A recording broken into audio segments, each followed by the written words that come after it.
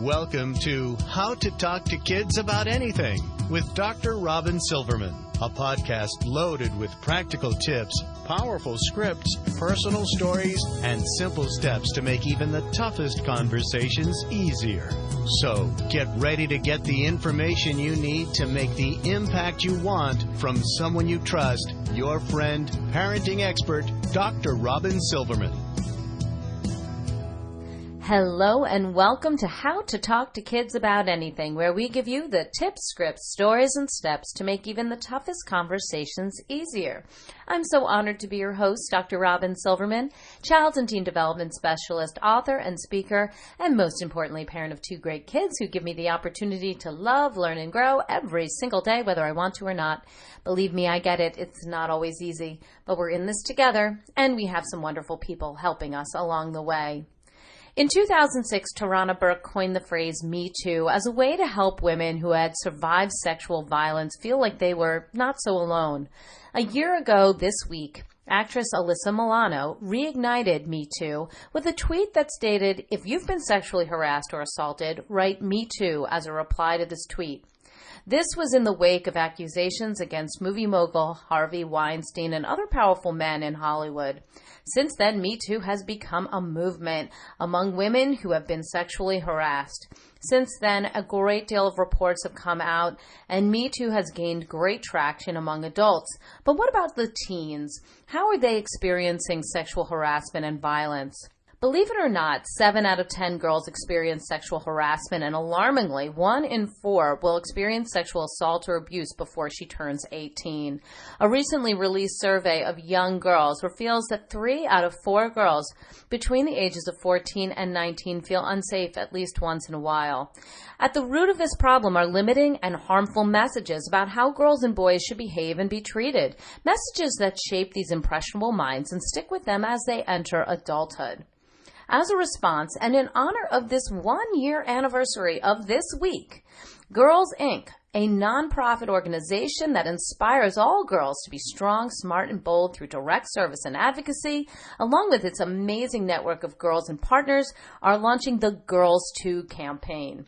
The campaign will focus on sexual harassment and assault in the lives of youth, particularly girls, with actions aimed at addressing the norms and stereotypes that fuel these behaviors. To discuss how to talk to girls about sexual harassment and how to talk to boys about sexual harassment, and what we can do to ensure that all of our young people are educated, safe, respected, and valued, we have Lara Kaufmann and Dr. Christia Spears Brown on the show today. Lara Kaufmann is Director of Public Policy for Girls Inc., where she leads the organization's work to advance girls' rights and opportunities and empower girls to advocate for social change.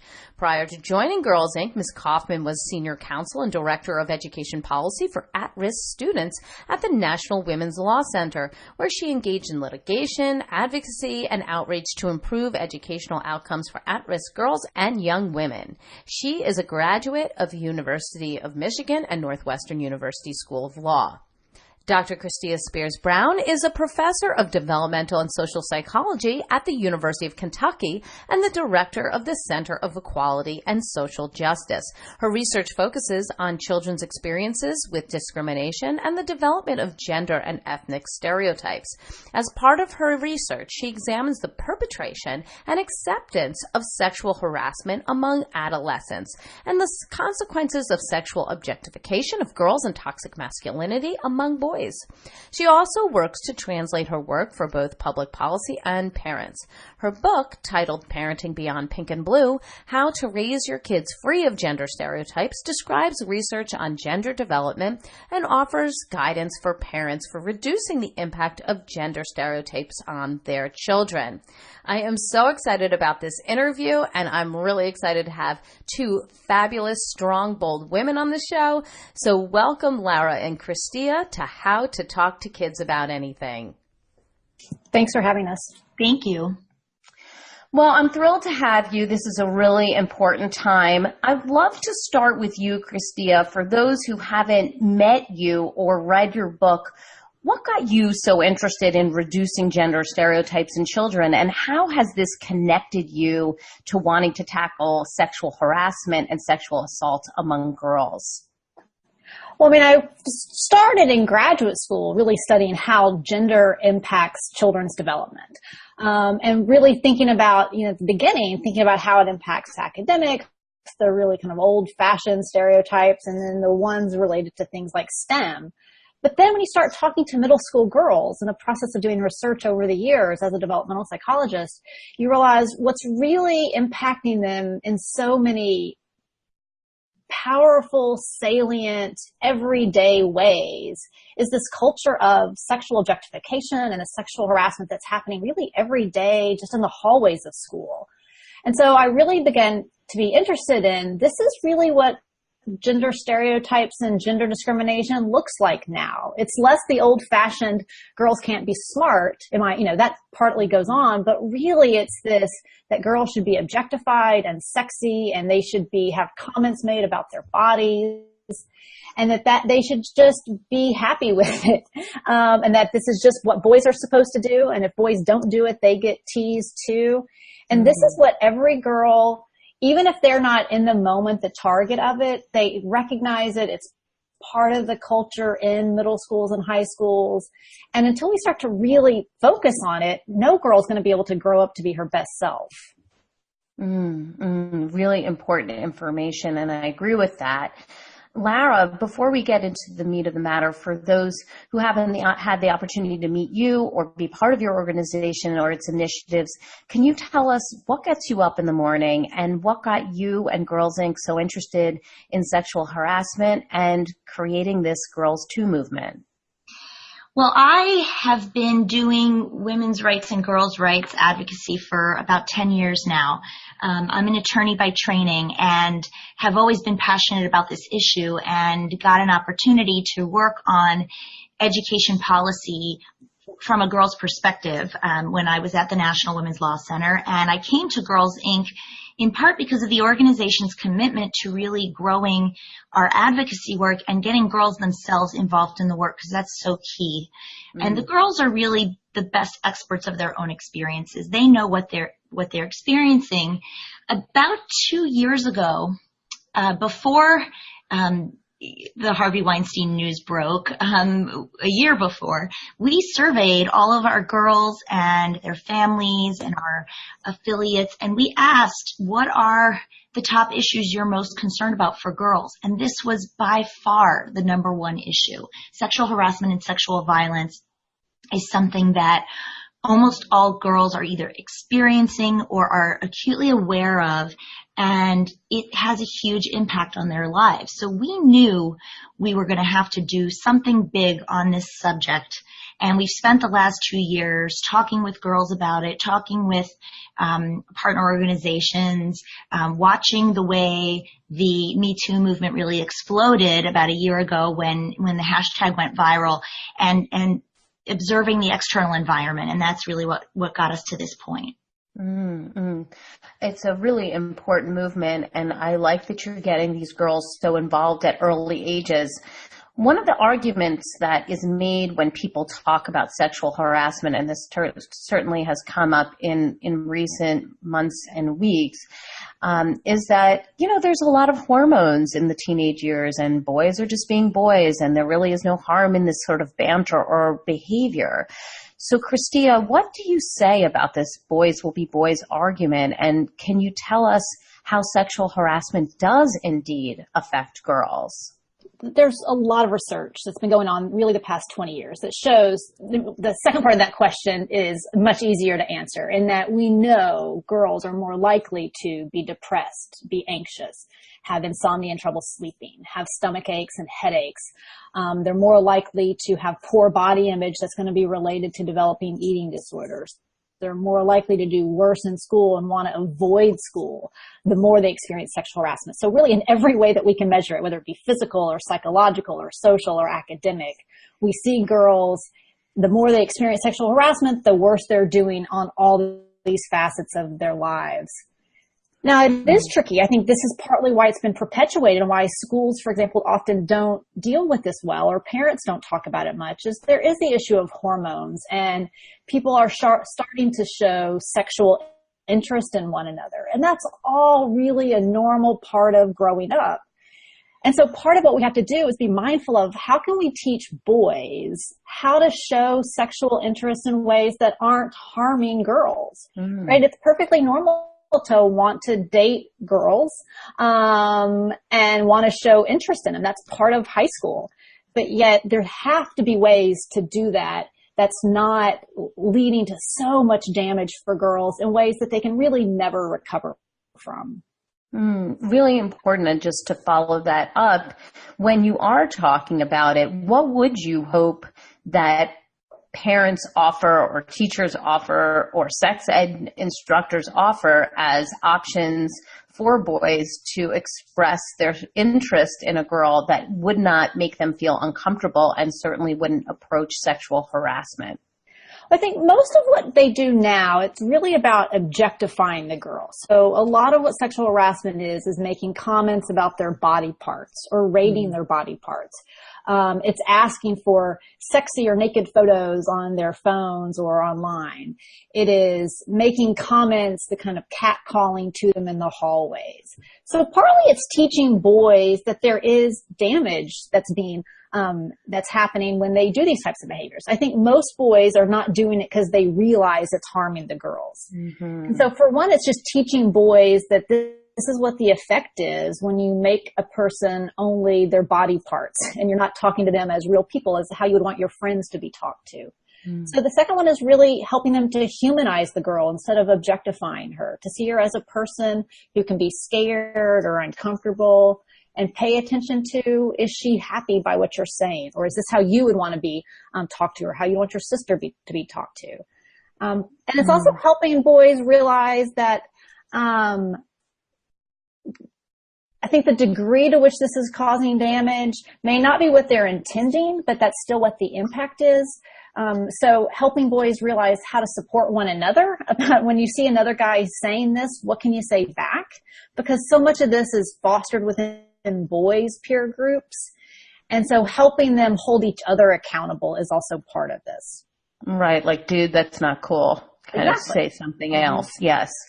Okay. So I like what you're saying here. And just to put high beams on one of the things that you said is that we really need to teach boys how to humanize girls and make sure that their statements are referring to the whole person. And if they're interested in the whole person, and they're interested in dating the whole person, that to express that interest and ask a girl out on a date, or, even say, I'd like to get to know you better, is much different than making comments about different body parts that can certainly make people feel uncomfortable. So this humanizing and this whole person idea, I think, is really important. Lara, from your experience with the girls throughout Girls Inc., since you are on that ground level, what have you seen personally with regard to how girls cope with sexual harassment and how they're really affected by it? Well, sadly, girls learn early on to keep quiet about it. And I think that that's something we see a lot. So either they report it to an adult and the adult writes it off as, boys being boys, or ignores it, doesn't do anything about it. Or in some cases, we're hearing girls are actually being punished for coming forward with this information because the school is penalizing them for engaging in sexual conduct on school grounds, let's say, rather than trying to get them the help that they need. So girls get these messages, not only that they have to put up with it, but also that there's no point in coming forward. No one's going to believe you. You might actually get blamed for it. And that starts young, and that's harmful because girls won't get mental health counseling if that's what they need. They certainly won't get academic support or even just be able to process this with their peers or others. And they somehow blame themselves and think that there's something wrong with them. So that's something really concerning. It is concerning, and certainly will curb their interest in saying anything. They're staying quiet and they're not getting the help that they need. And when they are expressing something, they're also often not getting the help they need, and actually it's flying in their face in a negative way. So again, reinforces the idea of being quiet. So that certainly does need to change, and maybe the message there is really, adults, open your ears and really listen. And if you're not the right person for this girl to be talking to, make sure you're the bridge to get her to the right person to get the help she needs. And it's not just a disciplinary issue when you're hearing about this. This is way beyond that. This is something that can have mental health repercussions, as Christia was saying. Right. So would you say, Christia, that sexual harassment is something that's preventable among adolescents? Is this an uphill battle? Is this a losing battle? Is it something that we can do anything about at this point? Well, I think, is it an uphill battle? Yes. Is it still a preventable issue? I think yes. I do think this involves a culture change. I think one thing that's important about like this Girls Too campaign that Girls Inc. is doing is really saying we have to really change the culture. So this isn't a one-off, let's have, the one conversation about this once a year. It is, we have to really rethink the value that girls and women have, and start respecting their like lived experience. And I think that level of deep cultural change is possible. I mean, we've seen massive cultural change in society over time. And so that's definitely possible. I think we really, what we really are lacking is just the will to do it.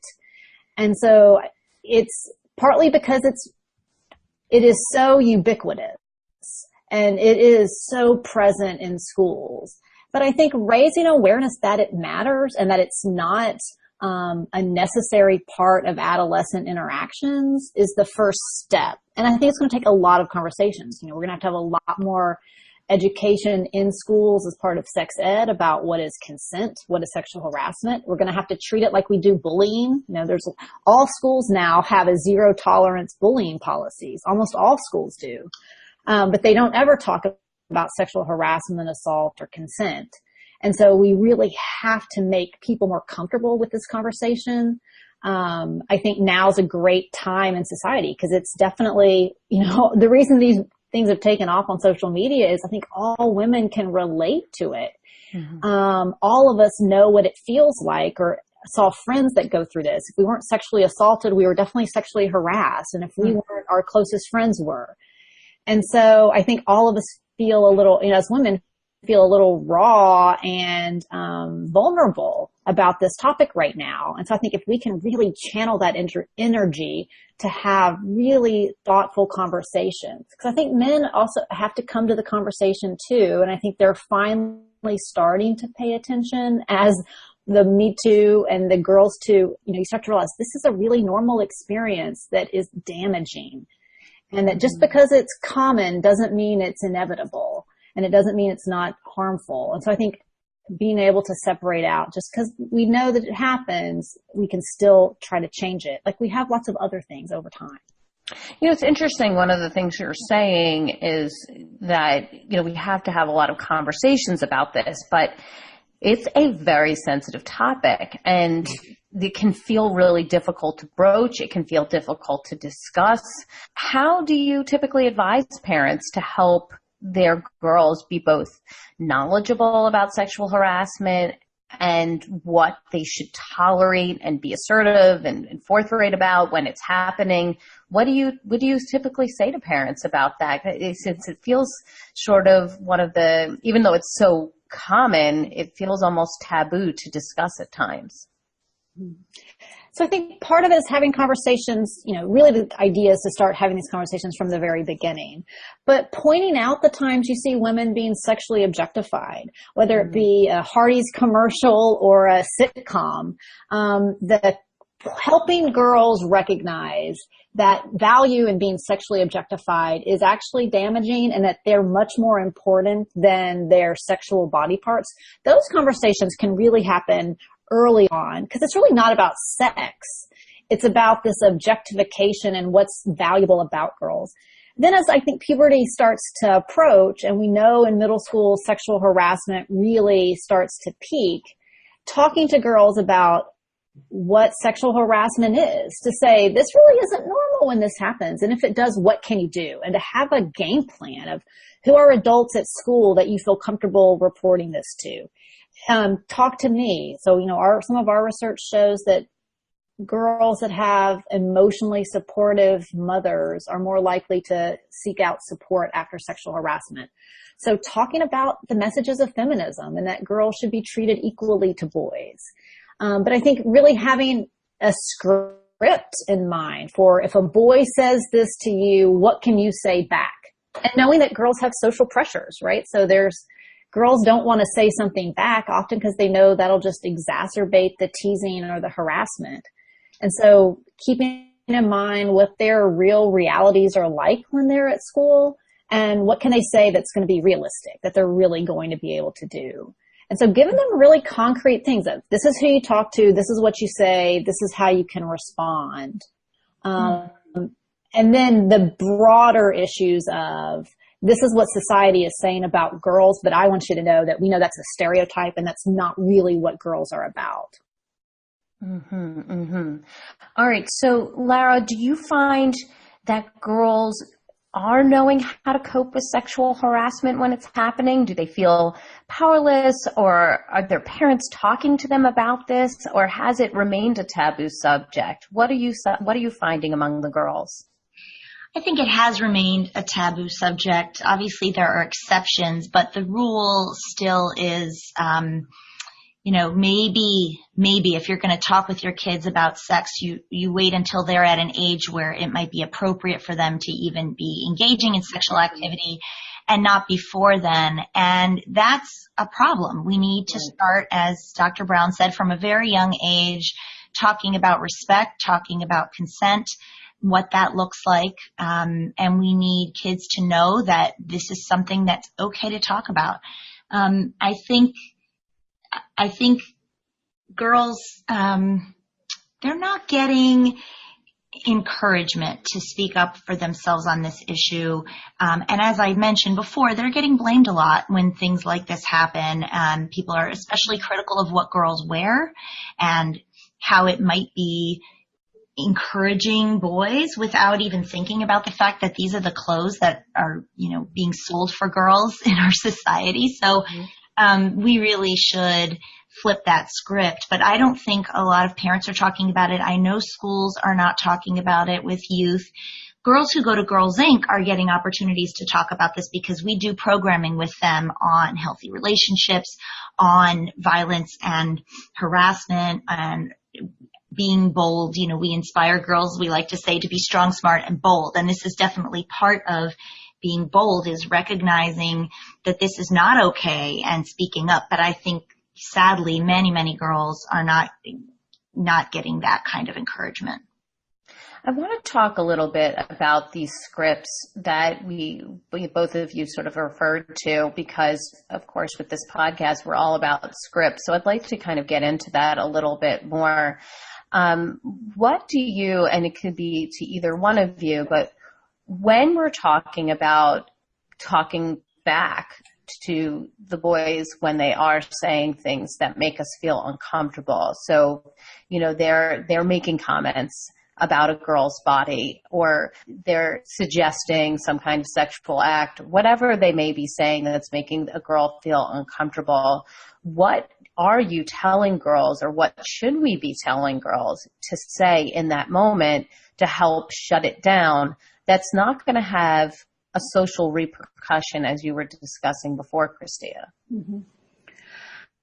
I think honestly, I don't think that there's a right answer. I think it depends on the individual teen's personality and what they're comfortable doing. I think I'm the mom of two daughters who have very different personalities, and what would be effective for one would not be effective for the other. And so I think partly it is making a joke about it in a way that's still also very serious. Sometimes helps, particularly for one of my daughters.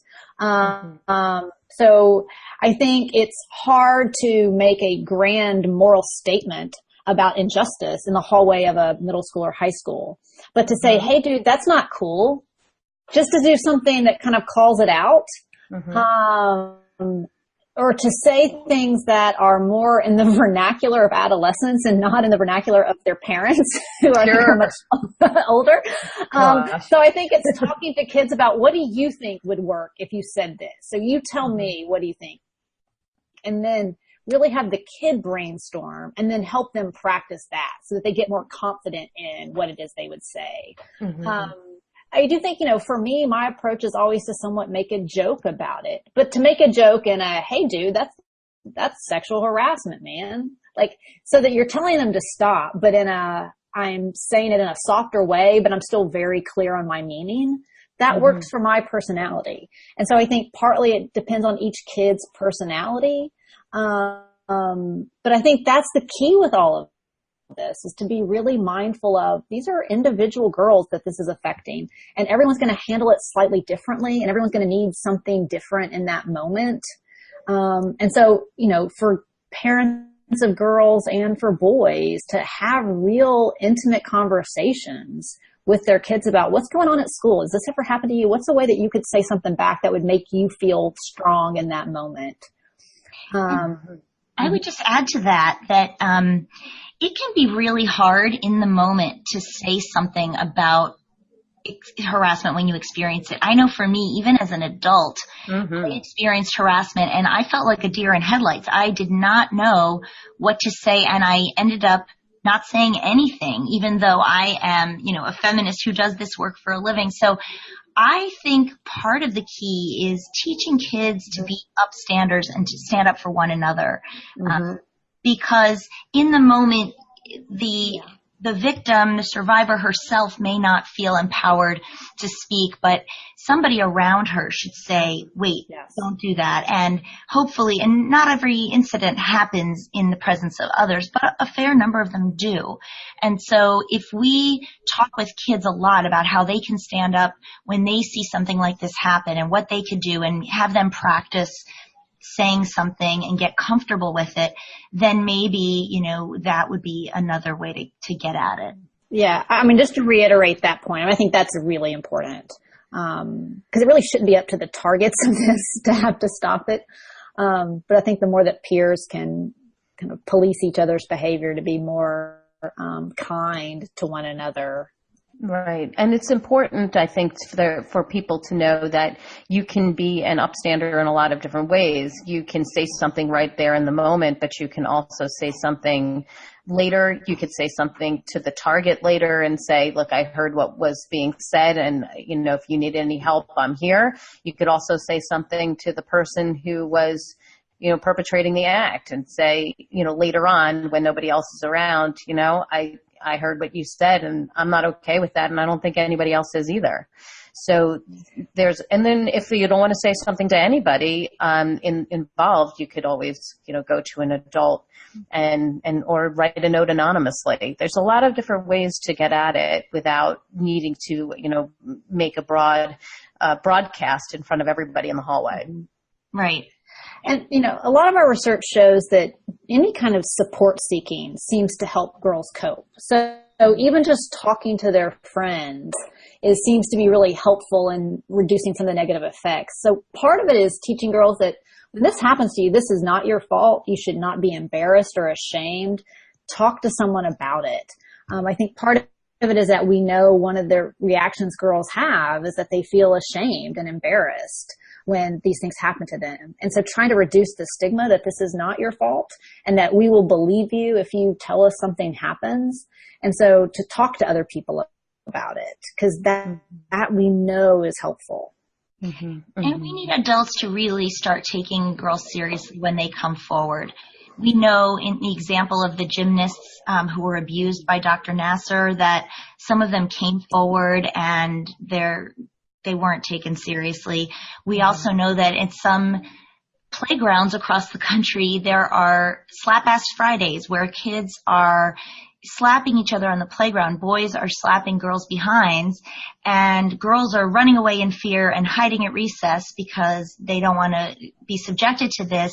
And teachers are out there on the playground and know it's happening and aren't doing anything about it. And I don't want to blame teachers. I think teachers need better tools. They need training and resources so that they can respond appropriately when these things happen. But a lot of this does play out at school. That's where youth spend a good chunk of their time.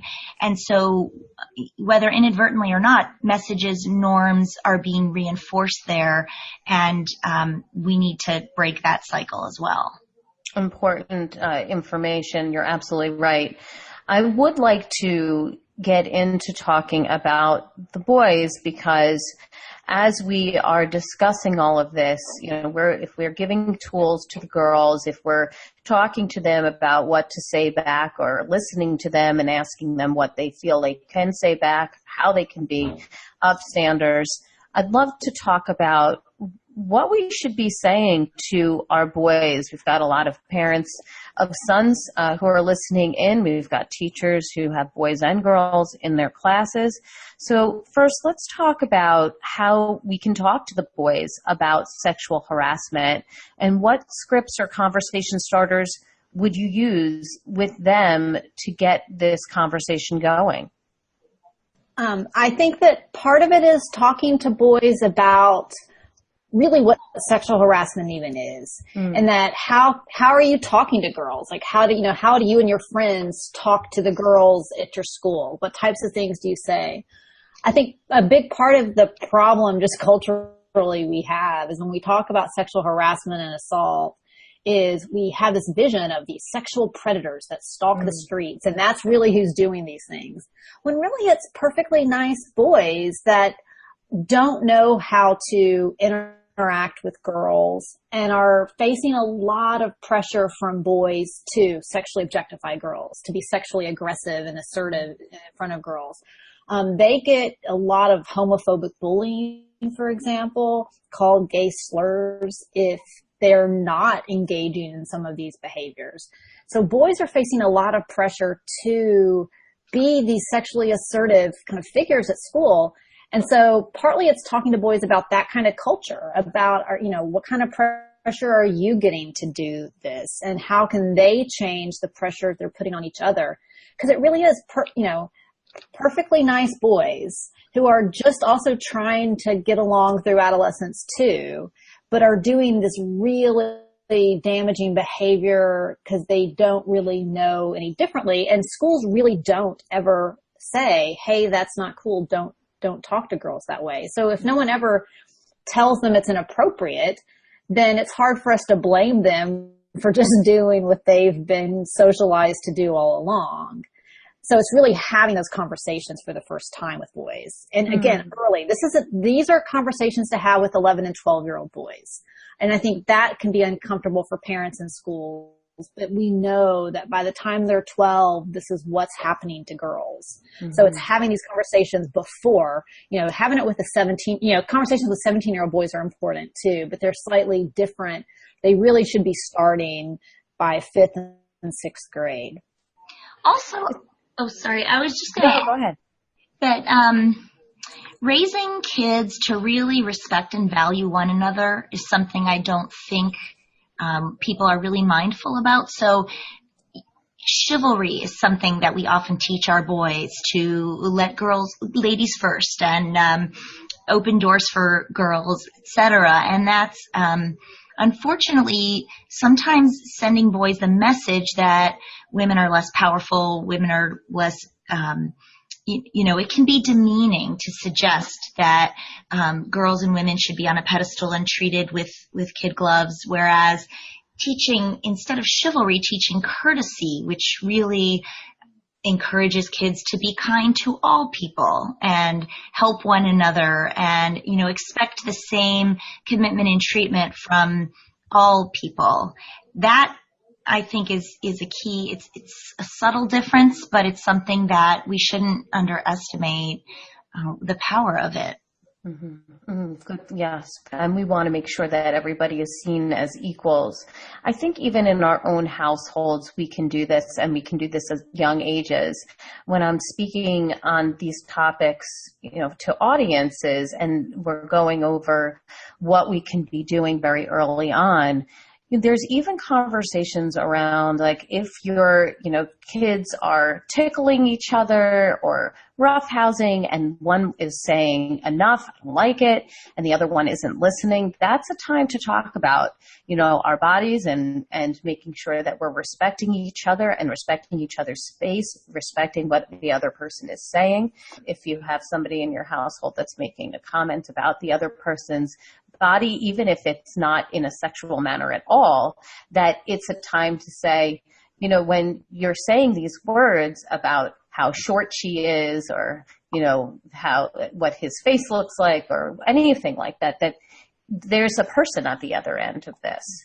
And these are conversations we can have with kids when they're, in preschool and in elementary school, so that they're already used to the conversations about courtesy, like you were saying, Lara, and also about the body and respecting each other's space, respecting each other's bodies, so that the conversations later on that you're suggesting, Christia, aren't coming out of left field at all. They're very much a continuation, an age-appropriate continuation of the conversations that you had when they were younger. Wouldn't you agree with that?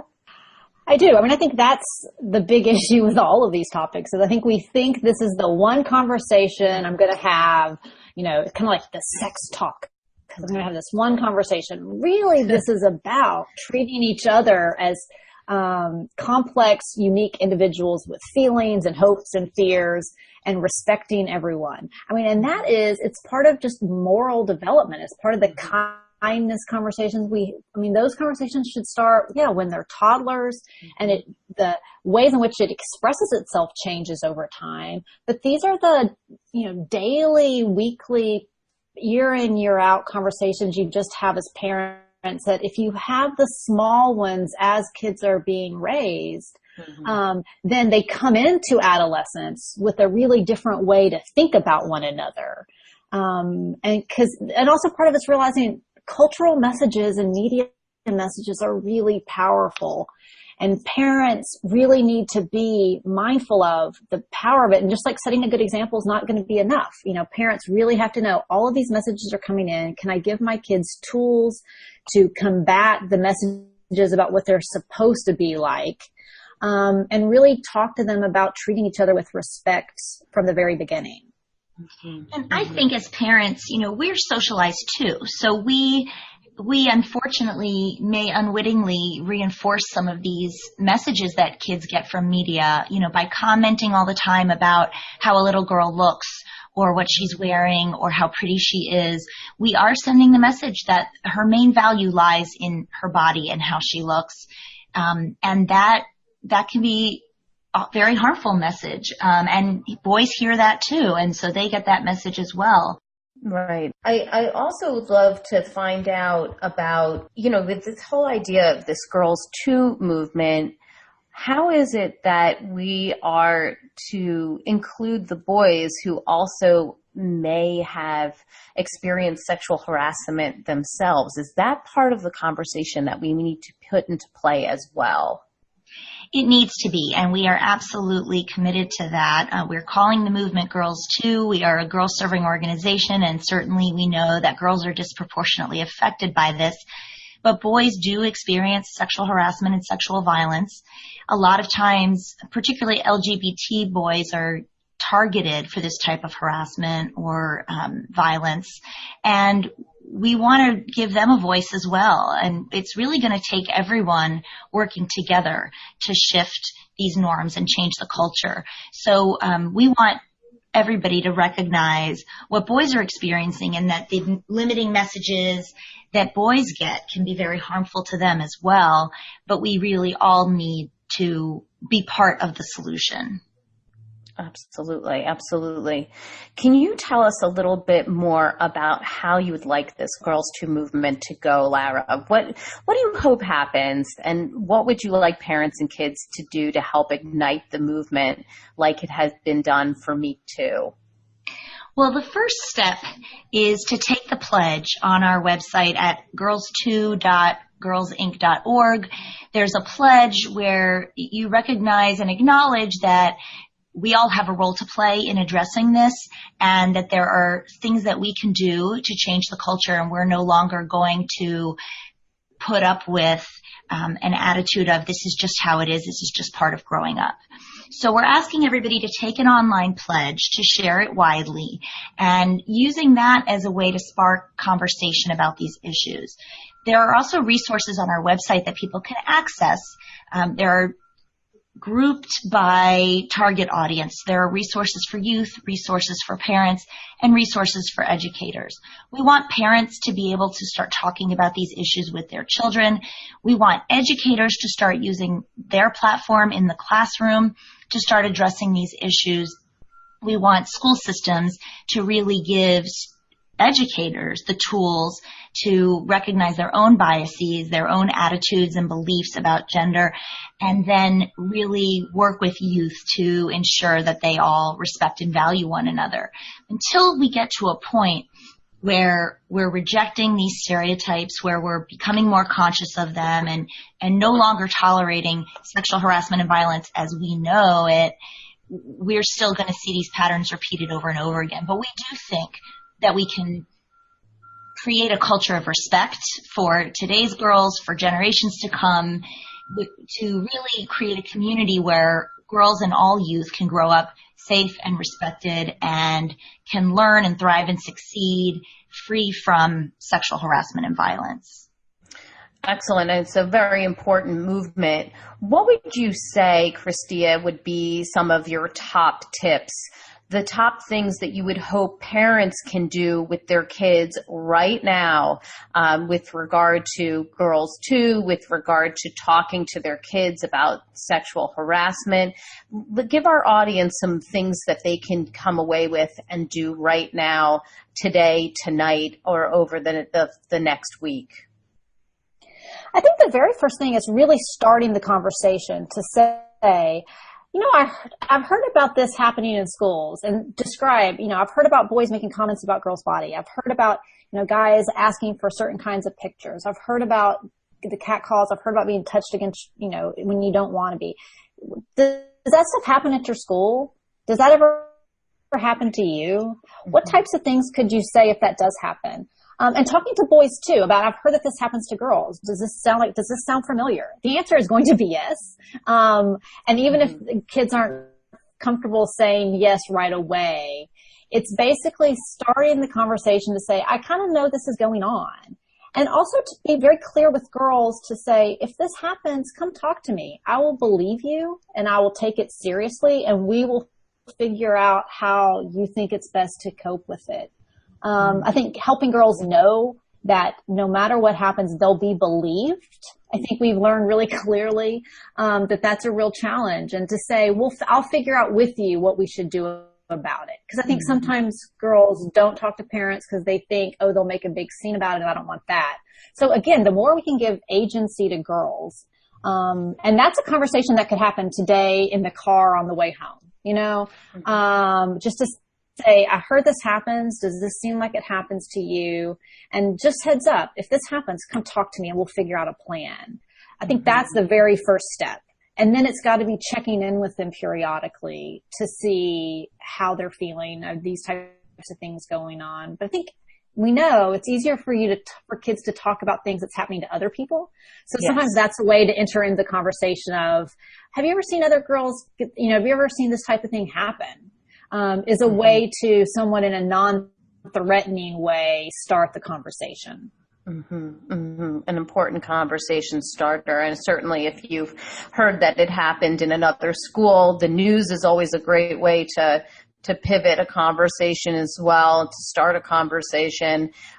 For you, Lara, what would you say is one of your best activities or tips for parents that you've done with the girls themselves that have opened up discussion or have helped them to have a different view of their role in conquering some of the sexual harassment, or at least shutting it down a bit?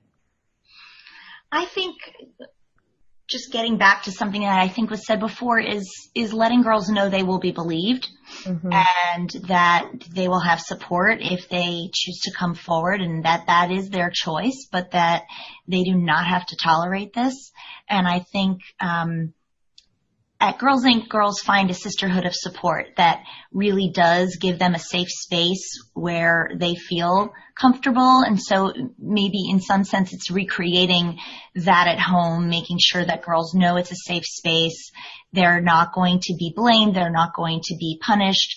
And that they're not alone. This is not just something they're experiencing, but it's actually a societal problem. And, we need to tackle it together. In your programs, do you wind up doing some kind of media literacy to kind of get at it? Do you use the news? Like, what is it that helps open up when you're saying you do programs related to it? I'd love to give the parents like some kind of tip that you guys use over there that might be something that they can do at home. Media literacy is a big part of Girls Inc. programming, and one of the activities is just going through magazines with girls and picking out the objectifying images so they start to realize the ways that these ads shape their views of themselves and boys' views of them as sexual objects. And that is a big, I think, aha moment for girls when they do this programming with us. And then they really learn to be critical of media messages they get and critical of advertising. I think that's an important step in giving them a strong sense of self and realizing that they do not have to accept that. They can reject that and think of themselves as full human beings with lots of value that has nothing to do with how they look or how thin they are and how sexy they dress. Mm-hmm. It's important because, of course, that the more you look through them, and certainly when I'm doing my programming with at schools and things of that nature, that we talk about how girls have been hacked into pieces. Talking about not looking at the whole person at all. That what's advertised or what's put in an advertisement may be just a leg or a breast or a stomach or a butt, that's all you get. And the more that girls can look at those critically, I agree with you, the more that they can, have the ammunition to fight back and say, I am a whole person and there's more to me. So why don't you give us the resource of the week? Where should people go to learn more about Girls Inc. or more about Girls 2 and more about maybe your book, Christia, and the sort of background information?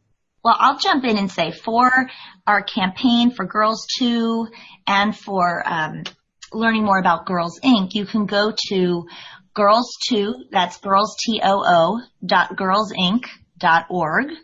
And our website where you can find out just about more about our programming is just girlsinc.org, but you can navigate there from the campaign website, and that's where you can take the pledge. Everyone who takes the pledge will get a set of customized steps that they can take. It's customized based on how you identify when you take the pledge. Are you a parent/guardian? Are you an educator? Are you a youth, etc.? And they'll get a set of steps that they can take to really try to implement this pledge and what they should commit to going forward. And there are other resources there about talking with youth about this, about how best to support a survivor that comes forward and shares an experience with you, about how to be a good upstander. There's a glossary of terms so that we can all be on the same page when we're talking about these things, because I think there's not a good level of understanding about what we're talking about. So that's where you can get a lot of information that I think will be very, very helpful. Excellent. And Christia, your book? Yeah, so I wrote a book called Parenting Beyond Pink and Blue, and that really is, I think if you're a parent that's listening that has a small child and you're worried about what the future holds for them, is really thinking about how to raise both boys and girls so that these types of stereotypical behaviors and dynamics don't harm them.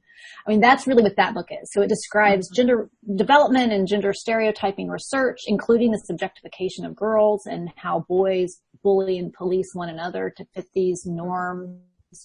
And what are some very concrete strategies parents can do to help protect their kids all through development so that by the time they're reaching adolescence, they have a little bit stronger armor to protect themselves when this stuff happens, and also so that they're not perpetuating these types of maladaptive behaviors. Excellent. And I'm sure we can get that on Amazon or wherever books are sold, correct? Exactly. Excellent. Well, thank you so much, both to you, Lara, and to you, Christia, for your insights and your strategies, both hands-on and research-based. I really appreciate what you're doing with the Girls Too movement, and I wish you the greatest success with it. I'll certainly be supporting it, and we'll be getting all the information out there as much as possible. I'm just really appreciative of both of you being on the show today. Thank you so much for having us. You are so welcome. Well, I've got my takeaways, and sweet friends, I know you have yours. Let's discuss them. Come up on Facebook. Let's go to the Dr. Robyn Silverman page, or let's chat about it at drrobynsilverman.com, twitter.com/Dr. Robyn, and I'm also on Instagram at Dr. Robyn Silverman.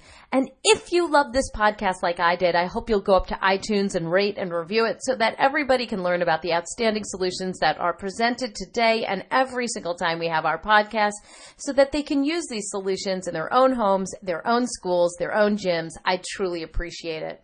That's all the time we have for today, my fellow parents, leaders, and educators. Thank you so much for tuning in to How to Talk to Kids About Anything. For more information on books, articles, speaking engagements, or curriculum, please visit drrobynsilverman.com. There's so many great podcasts up there over the last year and a half, and there's show notes up there for all these different podcasts, including the one from today. I look forward to weathering the storms and enjoying the sunny side of life together.